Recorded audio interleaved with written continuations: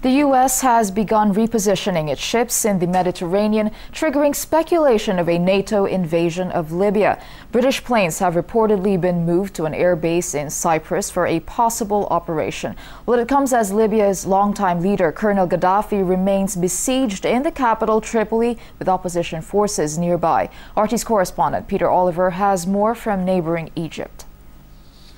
Well, what we're seeing at the moment is the United States Navy moving their fleet in the Mediterranean into strategic positions around Libya. Now, this comes after US Secretary of State Hillary Clinton said that nothing was off the table when it came to Libya, raising some concerns of outside military action taking place in the country. Now, the British Prime Minister David Cameron has suggested that he would support arming opposition forces, arming those forces opposed to Colonel Gaddafi. He also threw his backing behind the imposing of a no-flight zone over Libya. Well, the NATO Secretary General has said that there will be no NATO intervention into Libya without a UN resolution.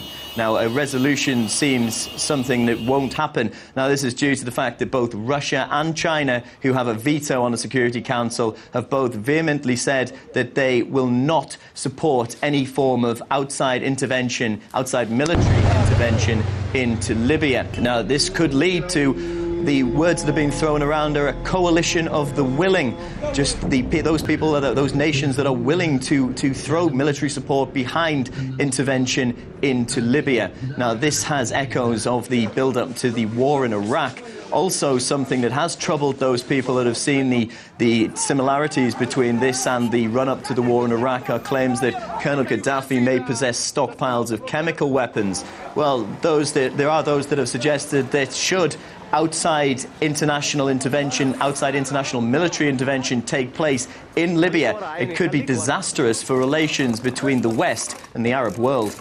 This is very, very ugly. The return of humanitarian imperialism. So things have to be very clear. Okay, sanctions against the Gaddafi clan, freezing their assets in Europe. That's okay. But no NATO imperialist adventurism in Northern Africa. If the next step being discussed already in Brussels, in London, and in Washington would be a NATO invasion, this would be absolutely disgusting. But we cannot rule it out for the moment. Well, fighting is continuing in Libya at the moment. Overnight, on Monday, we saw attacks against the cities of Benghazi, as well as artillery falling on Misrata.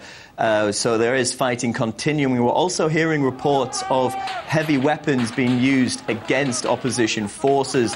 Now, we have seen this in the past, and I've seen on Arabic television the devastating results of anti-aircraft guns being used against the people of Libya. Tripoli remaining encircled by opposition forces trying to remove Colonel Gaddafi from power. Now, Gaddafi himself has said that the people of Libya love him and will die for him, believing that the people will still fight for him and that he can remain in power. We're also hearing out of Libya that RT sister station Rosia Al-Yam, the Arabic language channel, has been blocked by forces in Libya, inside Libya, the satellite signal being jammed.